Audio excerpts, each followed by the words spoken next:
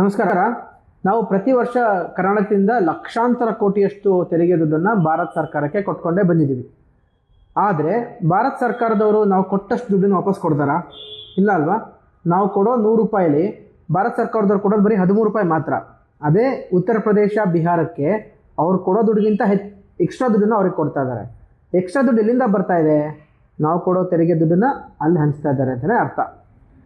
ಇದು ಒಂದು ತೆರಿಗೆ ವಿಚಾರ. ಆದರೆ ಉದ್ಯೋಗದ ವಿಚಾರಕ್ಕೆ ಬರೋಣ. ಉದ್ಯೋಗದಲ್ಲಿ ಕನ್ನಡಿಗರಿಗೆ ಭಾರತ ಸರ್ಕಾರ ಎಷ್ಟು ಅನ್ಯಾಯ ಮಾಡ್ತಿದೆ ಅಂತ ನಿಮಗೆ ಗೊತ್ತಿದೆಯಾ? ಭಾರತ ಸರ್ಕಾರದವರು ರೈಲ್ವೆ ಪರೀಕ್ಷೆ ನಡೆಸ್ತಾರೆ, ಬ್ಯಾಂಕಿಂಗ್ ಪರೀಕ್ಷೆ ನಡೆಸ್ತಾರೆ, SSC ಪರೀಕ್ಷೆ ನಡೆಸ್ತಾರೆ, ಆರ್ಮಿ ಎಕ್ಸಾಮ್ಸ್ ನಡೆಸ್ತಾರೆ. ಇದೆಲ್ಲೂ ಸಹ ಹಿಂದಿಯೇತರ ಭಾಷೆಗಳಲ್ಲಿ ಎಲ್ಲ ಪರೀಕ್ಷೆಯನ್ನು ನಡೆಸೋ ನಿಟ್ಟಲ್ಲಿ ಭಾರತ ಸರ್ಕಾರದವರು ಸರಿಯಾದ ಕ್ರಮನ ತಗೊಂಡೇ ಇಲ್ಲ. ಕಳೆದ ಕೆಲವು ದಿನಗಳಿಂದ ನೀವು ನೋಡ್ದಂಗೆ ರೈಲ್ವೆ ಪರೀಕ್ಷೆಯಲ್ಲಿ ಕನ್ನಡದಲ್ಲಿ ಕೊಡ್ತಾ ಇಲ್ಲ ಅಂದ್ಬಿಟ್ಟು ದೊಡ್ಡ ಹೋರಾಟ ಆಯಿತು. ಅದಾದಮೇಲೆ ರೈಲ್ವೆ ಪರೀಕ್ಷೆಯಲ್ಲಿ ಕನ್ನಡದಲ್ಲಿ ಕೊಡೋಕ್ಕೆ ಪ್ರಾರಂಭ ಮಾಡಿದರು. ಮತ್ತು ಬ್ಯಾಂಕಿಂಗ್ ಪರೀಕ್ಷೆಯಲ್ಲೂ ನೀವು ಕೇಳಿರ್ತೀರ, ಕನ್ನಡದಲ್ಲಿ ಬ್ಯಾಂಕಿಂಗ್ ಪರೀಕ್ಷೆ ಕೊಡ್ತಾ ಇಲ್ಲ ಅಂತ.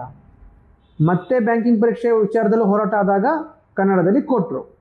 SSC ಎಕ್ಸಾಮ್ ವಿಚಾರದಲ್ಲೂ ಕಳೆದ ವರ್ಷ ದೊಡ್ಡ ಹೋರಾಟ ಆದಮೇಲೆ SSCನವರು ಒಂದು ಪರೀಕ್ಷೆಯನ್ನು ಕನ್ನಡದಲ್ಲಿ ಕೊಟ್ಟರು. ಅದಾದಮೇಲೆ ಈಗ ಇನ್ನೊಂದು SSCಯವರು ಒಂದು ಎಕ್ಸ್ಪರ್ಟನ್ನು ನೇಮಕ ಮಾಡ್ಕೊಳ್ಳೋದಕ್ಕೆ ಅಂತ ಒಂದು ನೋಟಿಫಿಕೇಷನ್ನ ರಿಲೀಸ್ ಮಾಡಿದ್ದಾರೆ. ಅದೇನೆಂದರೆ, ಎಲೆಕ್ಟ್ರಾನಿಕ್ಸ್ ಆ್ಯಂಡ್ ಕಮ್ಯುನಿಕೇಷನ್ನಲ್ಲಿ ವಿಚಾರದಲ್ಲಿ ಯಾರಾದರೂ ಎಕ್ಸ್ಪರ್ಟೈಸ್ ಇರೋರು, ಯೂನಿವರ್ಸಿಟಿನಲ್ಲಿ ಕೆಲಸ ಮಾಡಿರೋರು ಇದ್ದರೆ ಇದಕ್ಕೆ ಅವರು ಅಪ್ಲೈ ಮಾಡ್ಕೋಬೋದು ಅಂತ ಹೇಳ್ತಾರೆ. ಆದರೆ ಇಲ್ಲಿ ಒಂದು ಮ್ಯಾಂಡೇಟ್ರಿ ಕ್ಲಾಸ್ನ ಆ್ಯಡ್ ಮಾಡ್ಕೊಂಡಿದ್ದಾರೆ. ಅದು ಏನಂದರೆ, ಆ ಎಕ್ಸ್ಪರ್ಟ್ಗೆ ಇಂಗ್ಲೀಷು ಮತ್ತು ಹಿಂದಿ ಭಾಷೆ ಗೊತ್ತಿರಲೇಬೇಕಂತೆ.